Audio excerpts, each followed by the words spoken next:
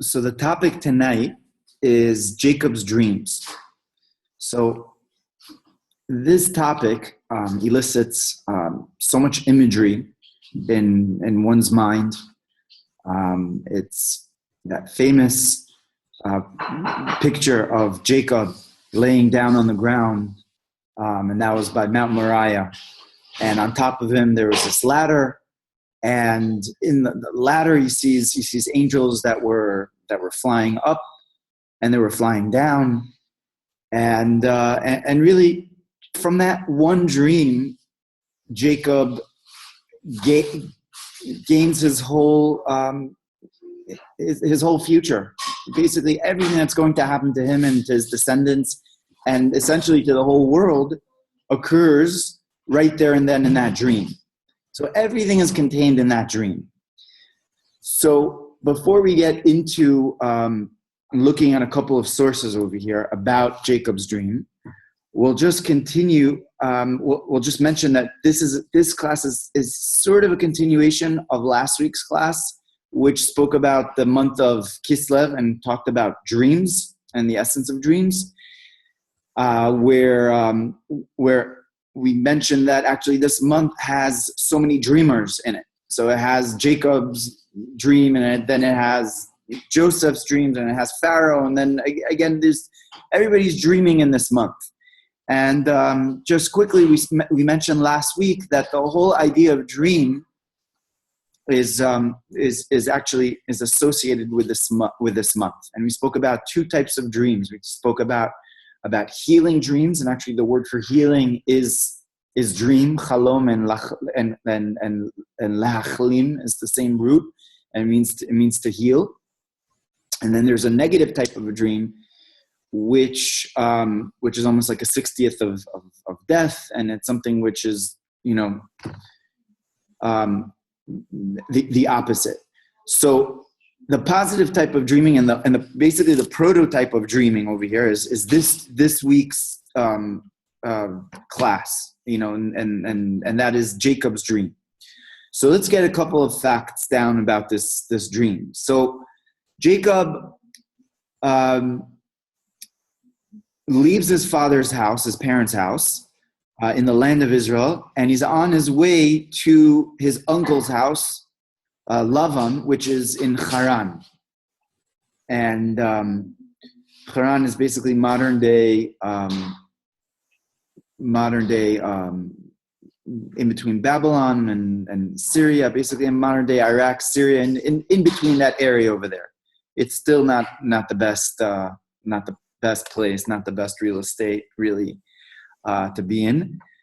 So Jacob, on the way to Haran, actually stops and checks into what does he check into? He checks into a yeshiva, an academy of Torah. And for 14 years, he actually prepares for this encounter that he's going to have with his uncle. And what does he do? He studies, and he studies specifically a type of Torah, a type of teaching that is going to empower him during these years, which turned out to be 22 years that he was in the house of Lavan. So as he's traveling, he's about to actually embark on that step, and he actually realizes that on his way out of the land, he actually forgot to stop by the place where his forefathers, where Abraham and Isaac stopped by before, where Abraham brought Isaac as a sacrifice. And that was Mount Moriah. So he feels very bad about it, and he goes back to that place. And in that place, he falls asleep. And the question is, how does he fall asleep? And specifically, the question is actually stronger, because for 14 years, the Talmud says that he did not sleep. For 14 years, Jacob did not sleep. All he was doing, he was actually studying.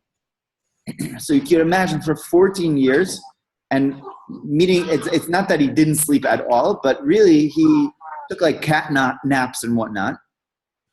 But then he reaches the holiest place, the Mount Moriah, where his forefathers were, and there he falls asleep. Boom, overtired, and he goes to sleep. How do we make sense of that he fell asleep in that place specifically after preparing so much? Like one more day, he couldn't withhold his sleep, especially in such a holy place, and he falls asleep over there specifically. So this is where kind of like the world of dreams really opens up for us, because this dream and this sleep over here isn't a normal sleep. This is a sleep which is kind of like a continuation of Jacob's preparation, and where God kind of like steps into the picture and tells him everything that's going to happen, because we know that Jacob is the prototype. He is the original. Although we have Abraham and we have Isaac, but really Jacob is the one. He's called that the nation of Israel is named for. Actually, Israel comes from the name Jacob, the second name of Jacob, which he receives in next week's portion. So what goes on over here, and what opens up for Jacob? So Jacob falls asleep, and he sees the image of a ladder. And a ladder in Hebrew means a sulam. So what does this signify, this ladder? So a bunch of commentaries on the Chumash over here, on the scripture, on the parsha itself, delve into this dream, and what is this? Why is there a ladder in his dream? Why does he need to have a ladder? Right? I mean, why can't angels go up and down without ladders? Why are there ladders over here? So we have a number of answers. Many of them are actually conflicting answers. So we'll start off with the two that are not so conflicting, and then we'll go kind of like to the third one, which is very conflicting. So the first answer that's given, that the ladder signifies prayer. And specifically, there were many rungs, but there are 4 levels of rungs within that ladder over there, and which signifies actually the process of prayer. And there's a beautiful language that is said by the Ibn Ezrah. Right? The Ibn Ezrah was a medieval Spanish commentator on the Torah. He was a philosopher, he was a poet, and whatnot. And what he writes is, he says that sulam, that the ladder is actually an allusion to the neshama, to the soul, because the soul is likened to a ladder. And the angels of God that go up and down this ladder are actually the person's thoughts, person's holy thoughts, that could actually elevate the mundane. And he says that by elevating the mundane, what occurs is that he draws down a Yeshua. He draws down a salvation from up high, from up above, right? And that ladder ascends up. Olim, the angels are going up, those thoughts. And basically he says those thoughts are actually thoughts of connection. They're connecting thoughts. And that has to do with prayer, because prayer, it starts from a person's innermost self, which is his thoughts, and really interconnection, not just lip service. And that elevates to draw down and to bring down a flow of goodness from up on high. So that's the first answer. And this answer is actually something which is very important and is found, like that analogy of the ladder is something that basically prayer is all about. We have a ladder because as we go through prayer and our prayer in what we call the Siddur is the prayer book, is actually, Siddur means it means it's organized. And to reach this highest rung, we have to go through the lower rungs, right? You can't step on a high rung before you've made previous steps to get up there, right? So therefore, prayer is likened to a ladder, and you can't go up the ladder unless you are actually going up in a systematic way. So that's right. That's the answer number one. That prayer is likened to that the ladder is likened to prayer. Now, answer number 2. Now, as I said, these 2 answers are not conflicting. They're not contradictory. They're just different ways of looking at it. And the second answer is that the ladder is an allusion to Torah. And we're told by many sources that Sulam is the gematria of Sinai. They both have the same numerology. So, and what's the connection between the ladder and Sinai? So the analogy is that just like Jacob saw angels going up and then they were coming back down, so too God said to Moshe, go up the mountain, and I will descend down on the mountain towards you. And that's the illusion of Sinai, because we're going up, right? We're going up with Moshe, and then we're bringing down godliness to us. So Sinai is gematria Sulam because of that connection. Now, on a deeper level, the idea of the ladder is actually accessing the rungs and the depths of Torah. And as I mentioned, by prayer, there's 4 different levels of prayer. There's also 4 different levels of understanding of Torah. There's, right, what we call the Pardes, right, the orchard of Torah. There's the literal level, right? There's the Remez, there's the allegorical level, there's the Midrash, there is the more of the behind the scenes, the secret, the Agadita, right, the story level, and then there's the Sod, the level of the secret. And those are the 4 rungs of the Sulam and of Sinai, of attaining Torah.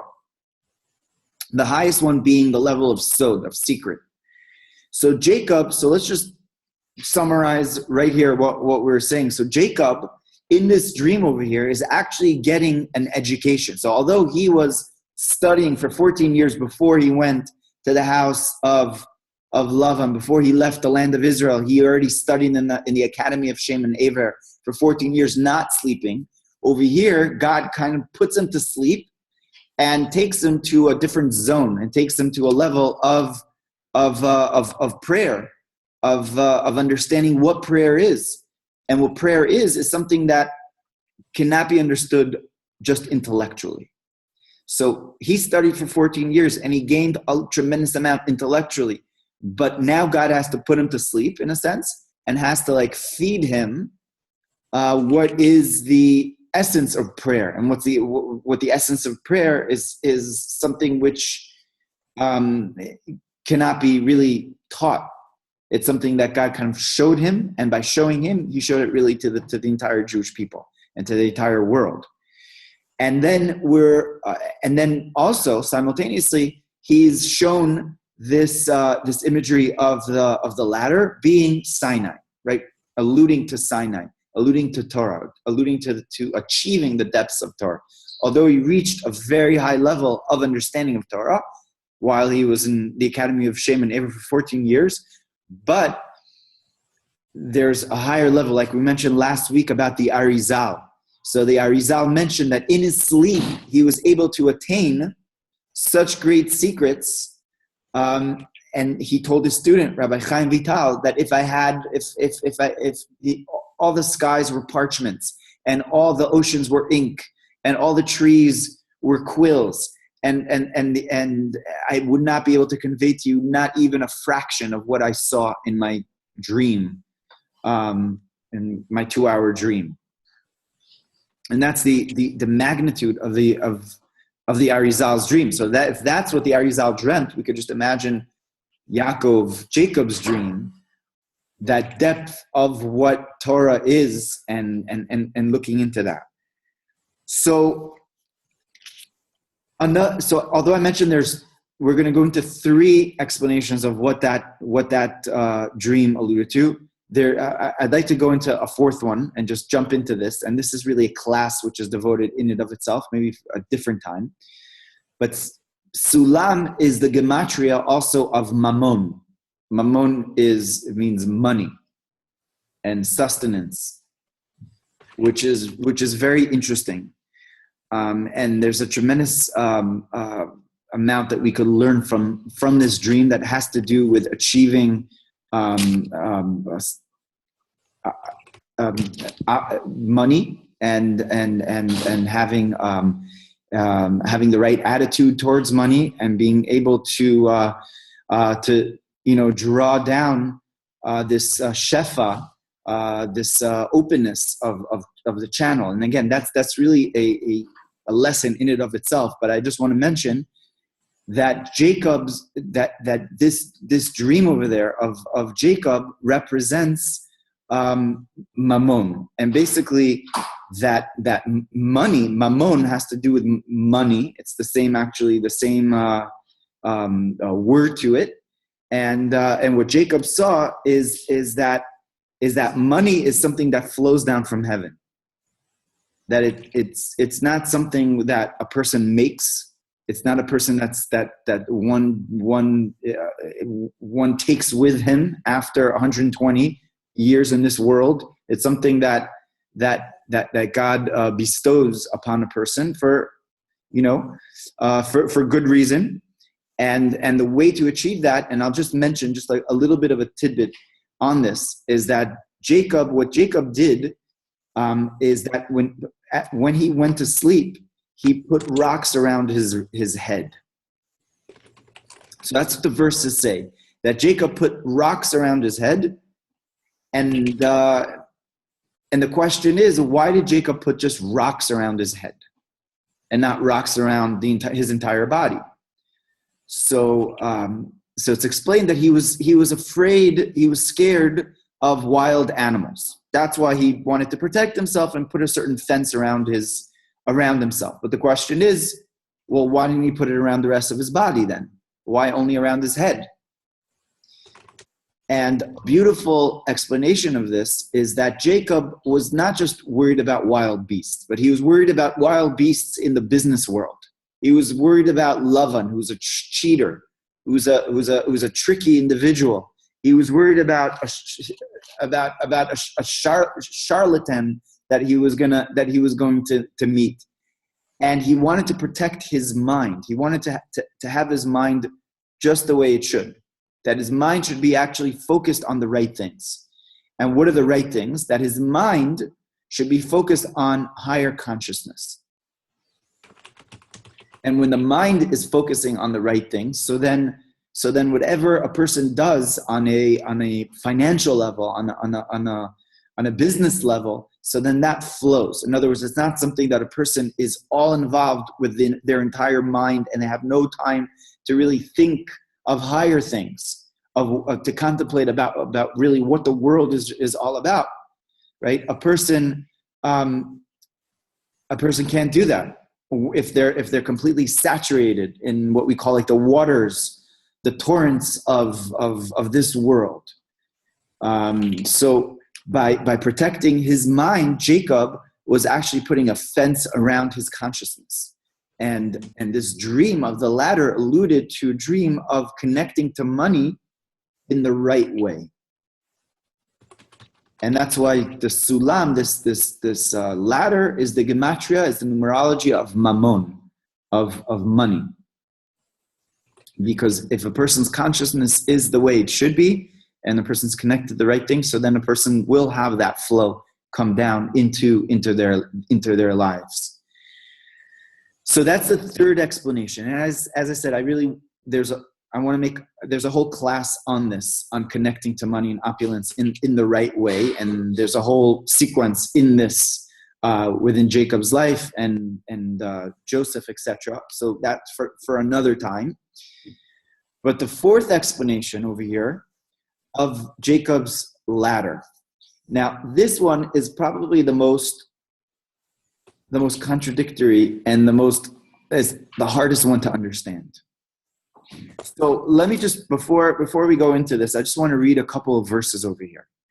So when Jacob falls asleep, he sees this dream, he sees this ladder, and with angels going up and down, and he sees God that is on top of the ladder. V'nei Hashem nitzav alav.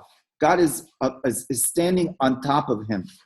Vayomar, and God says, I am the God of your forefathers, of Abraham and of Isaac.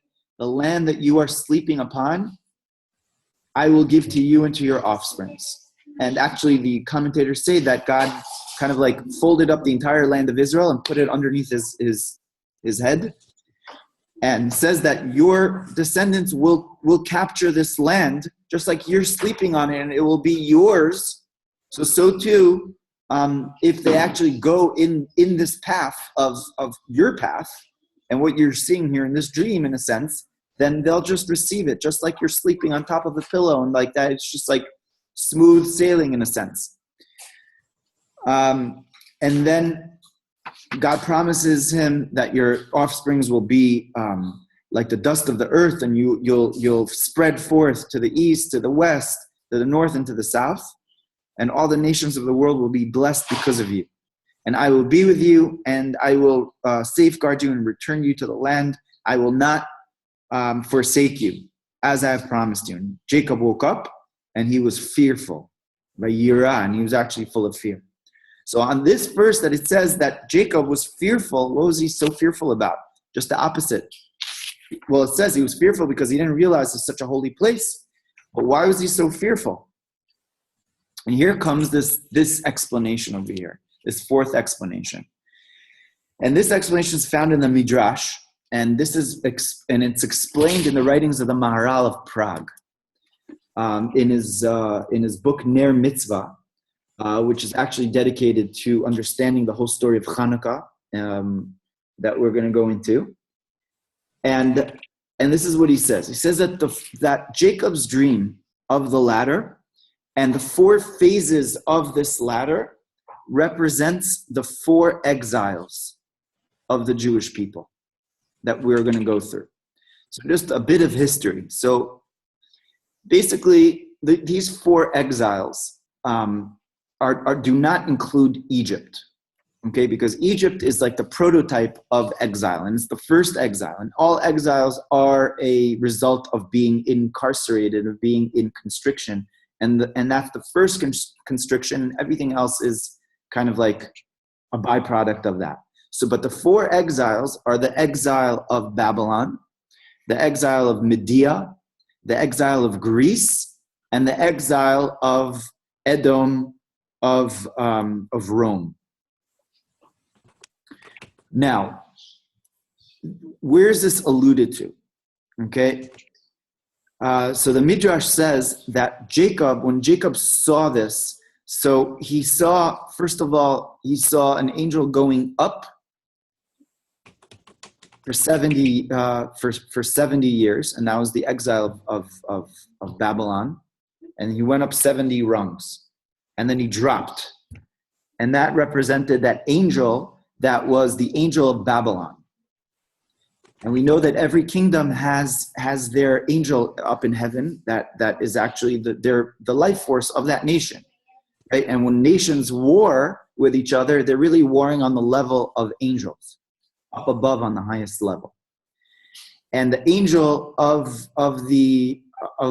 Babylon was that angel that Jacob was looking at. When he saw angels going up and down, they weren't nice angels necessarily, like we were saying up until now.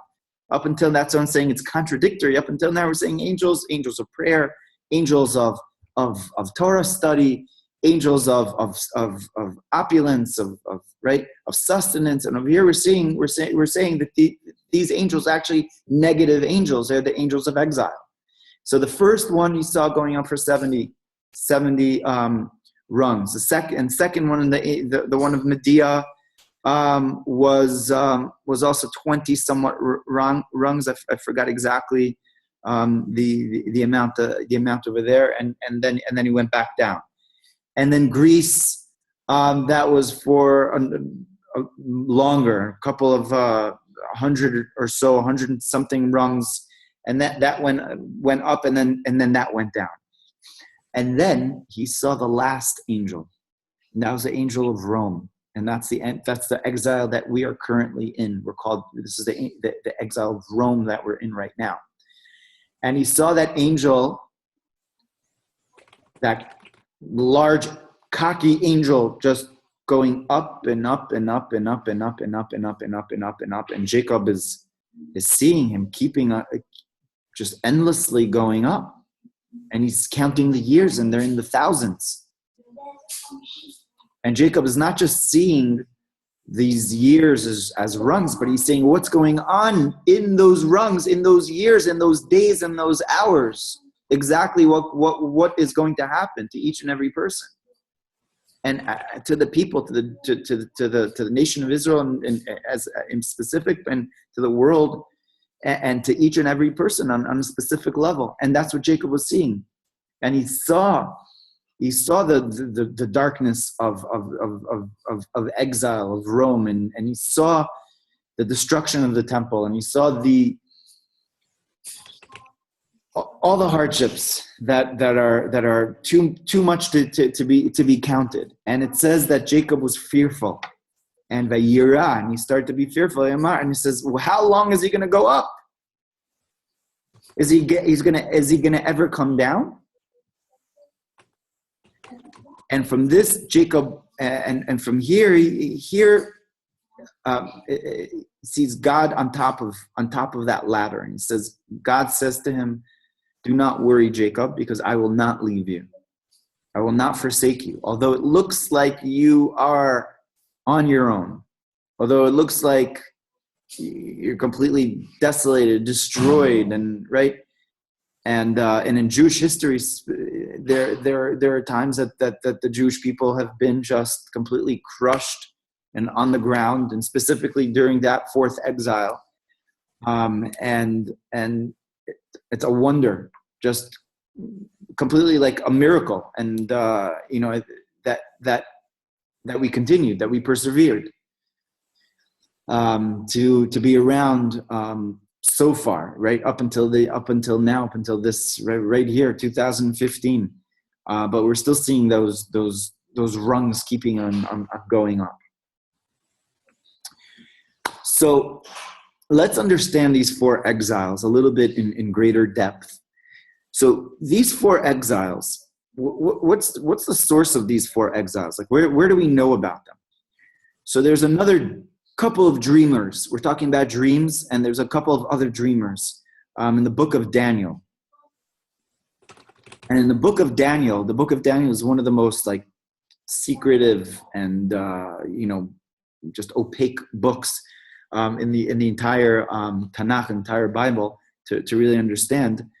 But we basically see Daniel, who is the advisor of Nebuchadnezzar, the king of Babylon, who has been chosen, and God actually says that I have chosen my servant, he calls him a servant of his, Nebuchadnezzar, to come from the north and to fulfill my mission in basically purging the land.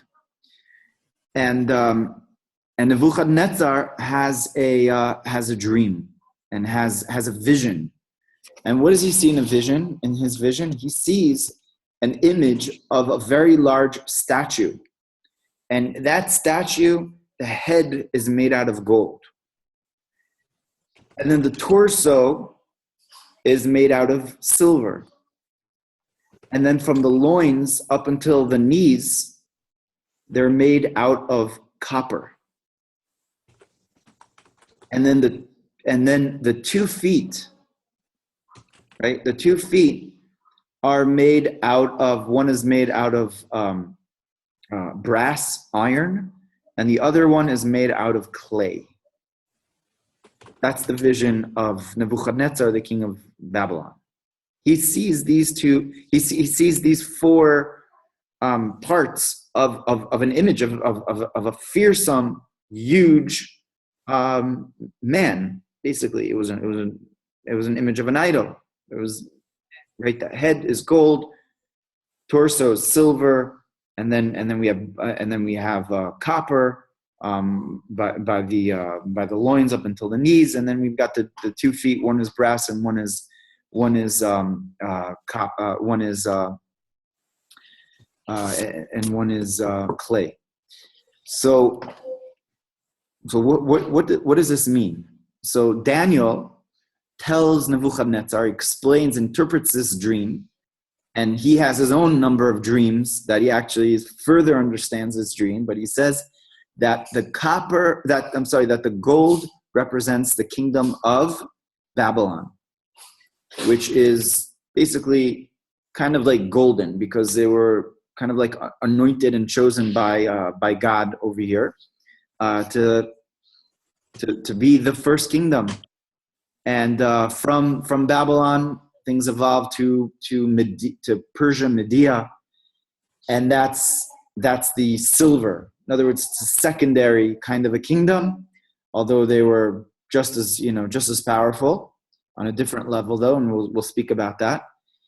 And then the third kingdom is the kingdom of Greece, that are compared to copper. The fourth kingdom is the kingdom of Rome, which is the legs. The first leg specifically is the leg of brass, right? And then the other leg, which is very interesting, is actually the other part of the exile of Rome, which actually alludes to Yishmael, to actually the rulership at the end of the days of Rome.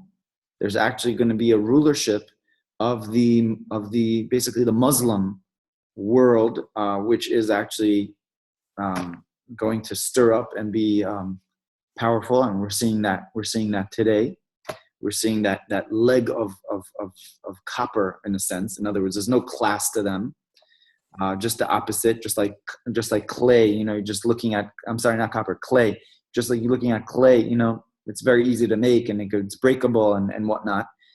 And unlike brass, which you have to be a smith in order to make something out of it, and it's more classy in a way, and it's fierce. It's you make swords out of brass, but the clay represents just a different mode of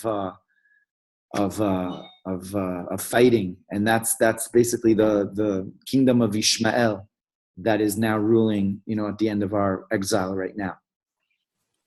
So that's what Daniel says to Nebuchadnezzar. That's your image. Your image, actually, God has chosen you to actually give over this image of the four kingdoms to us, right, to the world. Now, the book in the Maharal of Prague, the Maharal actually traces these four kingdoms, and he traces them back actually to the creation of the world. He says it doesn't make sense that there should be these kingdoms that just rise up on their own and they're random. He says, what are they all about? And he says that at the creation of the world was created imperfect. And he goes right back to the first verse in Genesis, right? The first verse, it says, and the land was tohu vavohu, that the land was all mixed up, and it was like in chaos.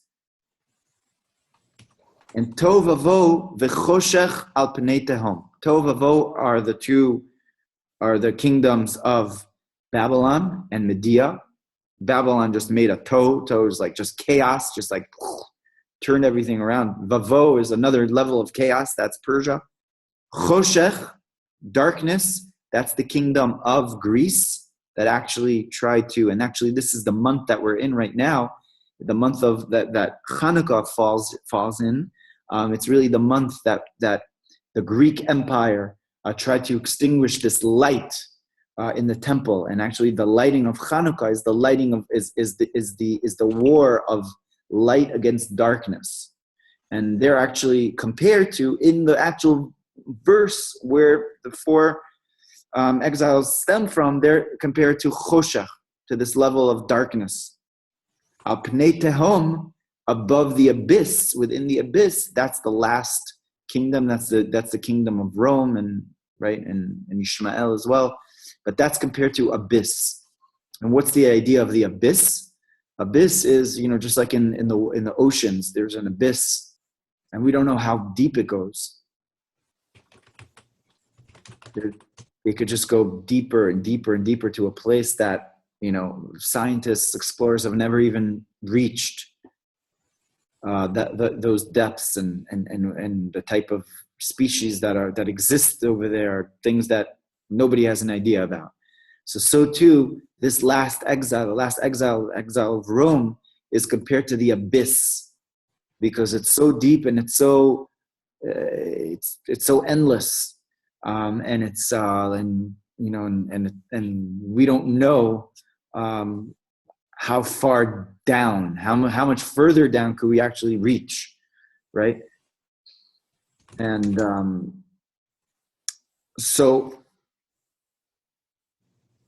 and then it says over there, and then in that verse in Genesis, it says, "V'choshech al pnei tehom," and then it says that the Spirit of God, "V'ruach Elokim merchefet al pnei hamayim," that the Spirit of God is hovering over the water. And this water over here is the water of the abyss. And the water of the abyss, as it goes deeper and deeper and deeper and deeper, there's the Spirit of God, Ruach Elokim, the Spirit, is above the water.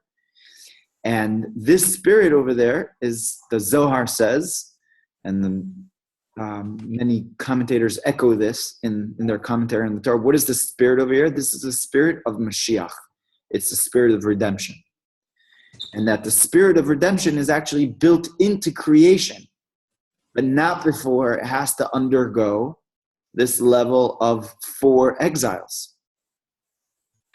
And the 4 exiles are almost a prerequisite in actually having the Spirit of God above the water and kind of like reaching into the water and transforming that water into meditative waters and healing waters and waters of dat, waters of understanding, waters of knowledge, waters of like depth and life, right? Not waters of negativity, etc.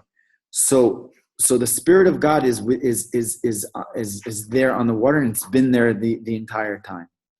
So the Maharal explains that this idea of that God created the world, something is lacking within the world, is a foundation in understanding our mission in this world.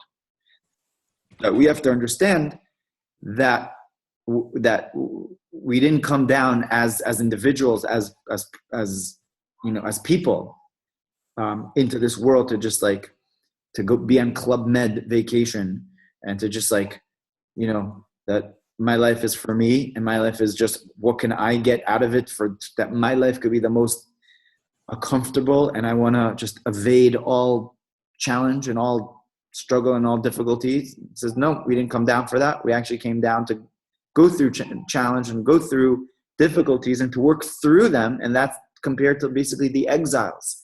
When we work through our difficulties, we're working through these levels of exiles. And we're going to go more specifically into these exiles, so we can maybe draw parallels to our personal exiles in our lives, that we could actually pay attention to and know, well, this is this type of exile that I'm going through here. This is what I went through there, and that's that type of exile. But that's on an individual level, but also on a collective level. We didn't come down as a people to just go through and just that's it. We're living in paradise and it's all good. We have to go through stages and stages and stages, and unfortunately, it's like an abyss, and it's taking quite a while to get it right, and to really get some clarity over here, but all of that is meant to bring the Ruach Elokim, the Spirit of Mashiach, the Spirit of godliness, which is again within us individually, but it's also within the world. There's the Spirit. There's an end game. There's a method to there's a method to the madness. There's something above all of this, and which is going to make sense of all of this quite soon. So the Maharal explains, again, just a word on the Maharal, who he was. He was a 17th century sage, philosopher, Kabbalist, Talmudist, that is very famous actually, and he lived in Prague. And he's very famous for creating a golem, creating actually he created somebody, basically a person from the ground, and he made him, and he made him from the ground, and he made him look like a human, and he blew life into him, just like God blew life into man. So the Maharal knew the secrets of Kabbalah, and he blew life into this golem, and this golem actually served as a protector of the Jewish community over there in Prague, because there were quite many enemies, anti-Semites, and things like that tried to bother the Jewish community, and the Maharal actually made this golem to stand on guard. And there's many interesting stories about this golem. But the Maharal is very famous for writing many philosophical and Kabbalistic works that are very interesting. They're almost pre-Hasidic, and they're after the Ari, but they're different than they're not worded like Kabbalah. They're not Kabbalistically, like the lingo isn't there. It's more philosophically intoned, which makes his writings very, very interesting. So anyways, so the Maharal explains that actually these exiles correspond to actually a redemption of God's name, which is Yud Ke Vav Ke, which needs to be redeemed.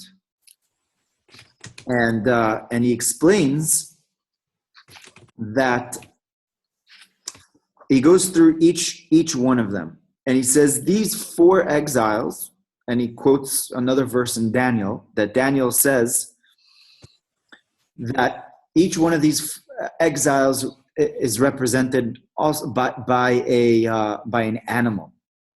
Okay, and he says that the first one, the kingdom of Babylon, is compared to the lion, and he says this lion, a lion with wings on him, which makes it a pretty fierce lion. And he says that's the kingdom of Babylon. Says the kingdom of Babylon was just like a roaring lion that just bit through and just like ransacked the world, right? And they just gulped up and took everything,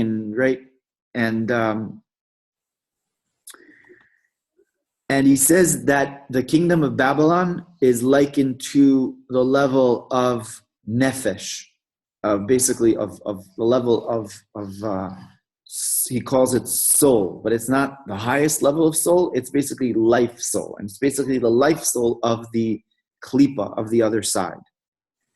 And he says it's compared to gold. Why gold? Because a lion is the king of the forest, and he's kind of like the gold. And that's this first kingdom over here, the kingdom of Babel, was like this kingdom of gold. They were the first real conquerors who really took over the world on such a large scale like that. The second one is Media and Persia, and they're actually compared to, they're compared to the bear, and that's silver. He says a bear is pretty powerful, but he's not like a lion, and doesn't have the same status. Although a bear and a lion going at it in a fight, makes for a pretty good fight. I'm sure National Geographic has many of these videos of animals going at each other, but it's still not a lion. He's not the king. He's not the king, but he is a certain level of a king, as a king of a forest, or whatnot, or wherever they live. And he says that the Persians and the Medians are compared to a bear because they were very uncouth. They were they didn't have manners. And it says they were actually very hairy beings. They had a lot of hair. The Talmud actually calls the Persians hairy beings, beasts that they just stuff food in their mouth, and not having the best manners eating, and that their hair, that the hair on their chest is like all tangled up. That's how much hair they have. And he says that's compared to the guf, actually to the body. So the first one, Babylon, is compared to the soul. The second one is compared to the body. And they're kind of like the body of exile.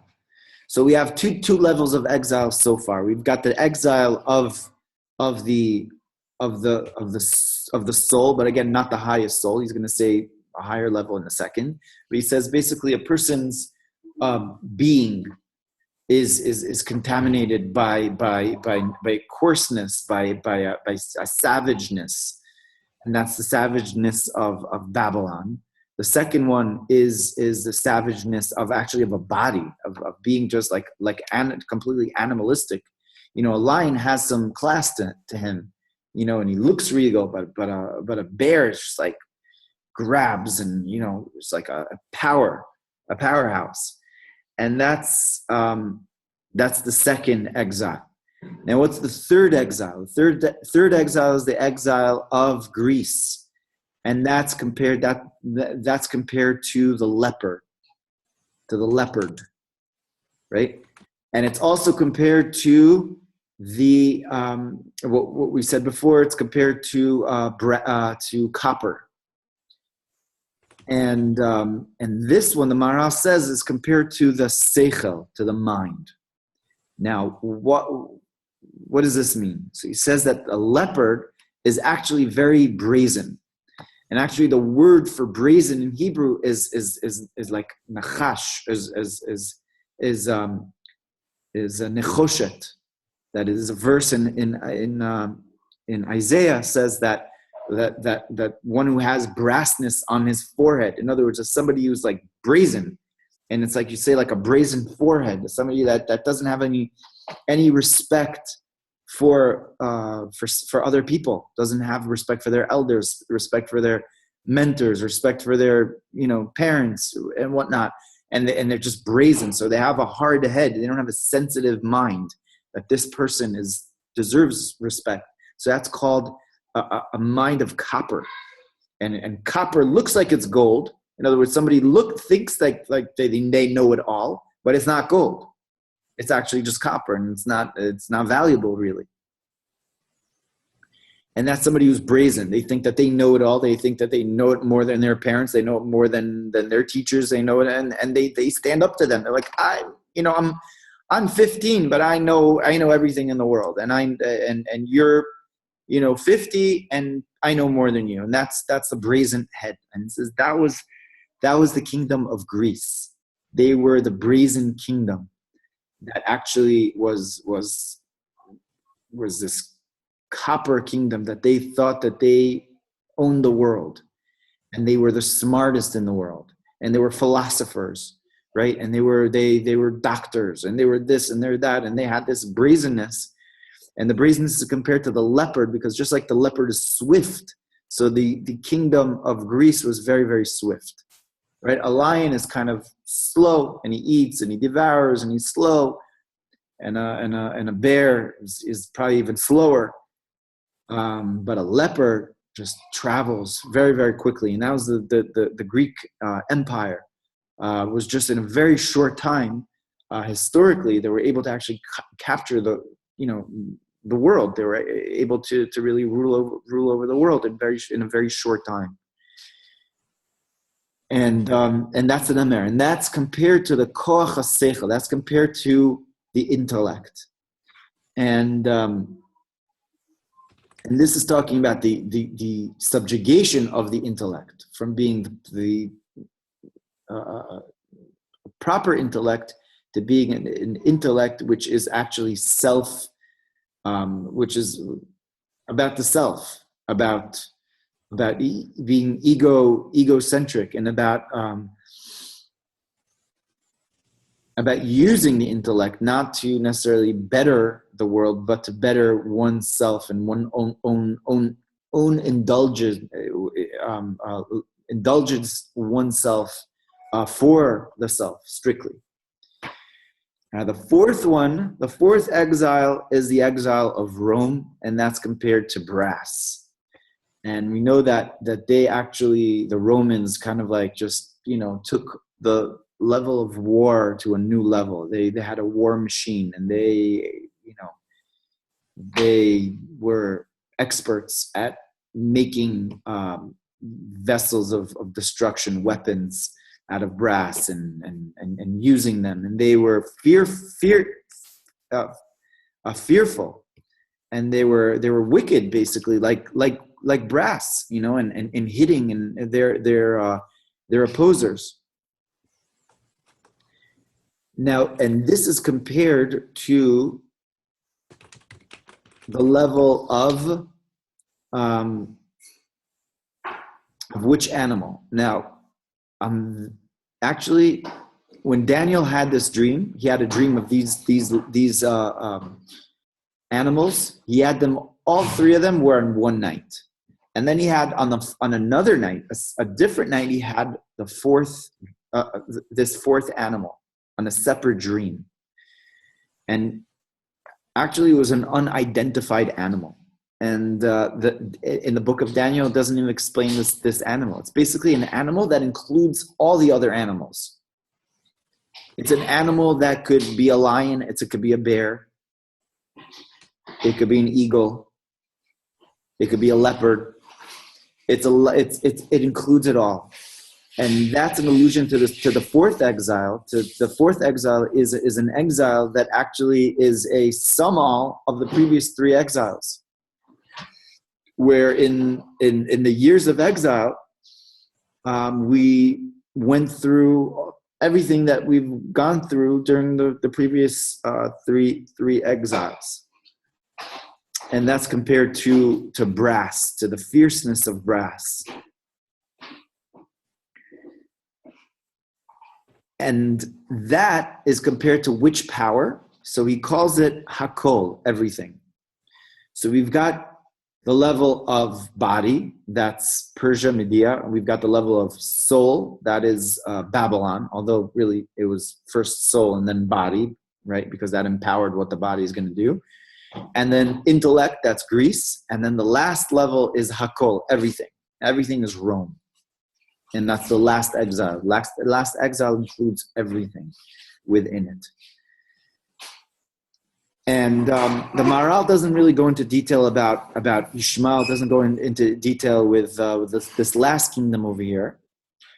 But the fact that we're on going through this right now is I guess a level of good news, because it's actually showing that we're actually towards the end. We're up to the copper, the brass is kind of like over, because really the kingdom of Rome, and Rome is not just Rome proper, but it's basically the Western world, and the modern Western world has been actually softened almost so much to the point of liberalism and to the point of actually being subjugated by the Islamic world, which is really the leg of clay, which is now actually taking over.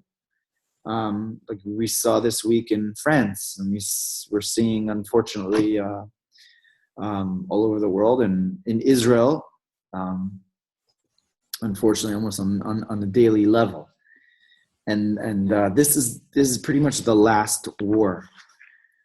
So, just to bring this together, and this is what Jacob dreams. This is the dream of Jacob. He sees these kingdoms.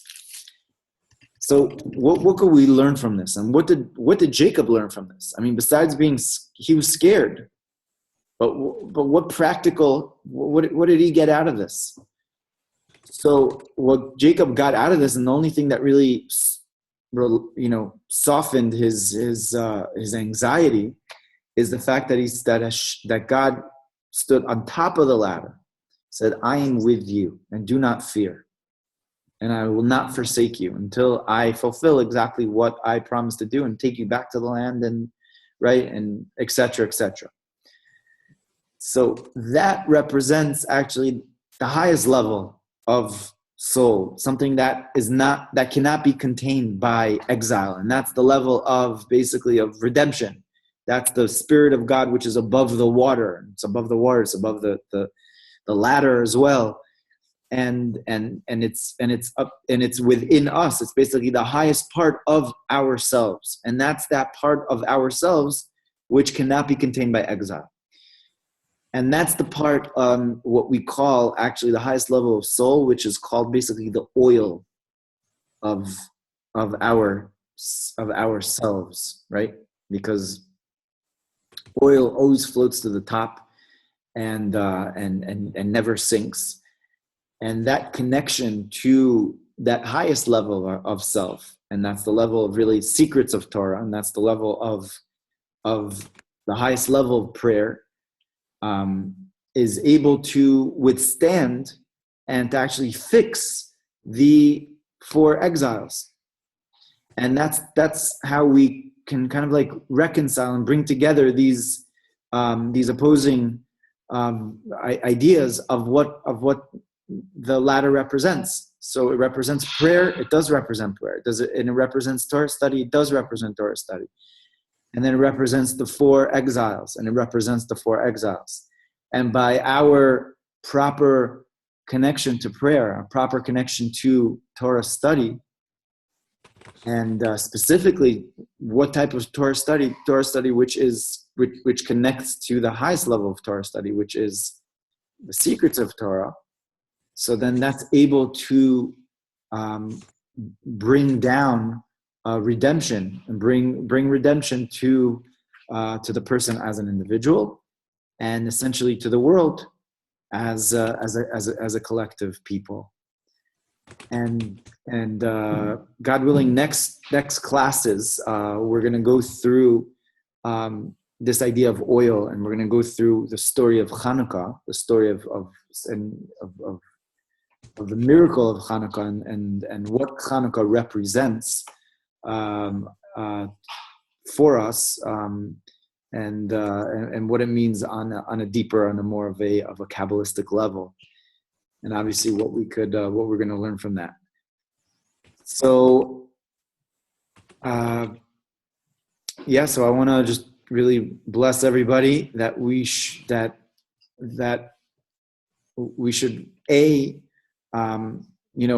look a little bit. We could, if we introspect a little bit within us, we could realize that there's this type of exile, and there's that we have all 4 exiles within us as well.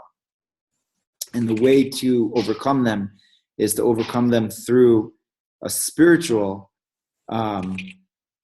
medicine, and that is through prayer, and that is through Torah study, and by doing those things, then and properly, so then we're able to bring redemption to ourselves and to the world and to everybody around us. So, Amen. So God bless, and I want to wish everybody a Shabbat Shalom and a very good weekend, and it's a very special month that we're in, and we should be able to utilize everything, every day in this month to really connect to the depth of this month. And this month, once again, just to bring it all together, this month is the month of dreams. So dreams are going beyond ourselves. And this is exactly what we are doing, what we need to do. We need to be dreamers and go beyond ourselves in order to repair the world, in order to bring a tikkun to the olam, into our lives. And we need to actually rise above this 4th exile, which Jacob couldn't see an end to, but we need to dream we need to see the end of the dream. And the end of the dream is God is above that ladder. And by dreaming properly and using the power of dreams, and specifically dreams that are associated with the secrets of Torah, So then we get also the chalom, which is healing, like lachlim. So we become healed of all of our ailments. And may we all be healed of all of our ailments, on a spiritual level, on a physical level, on the collective level, emotional level, and redemption in the world. So Shabbat Shalom, everybody.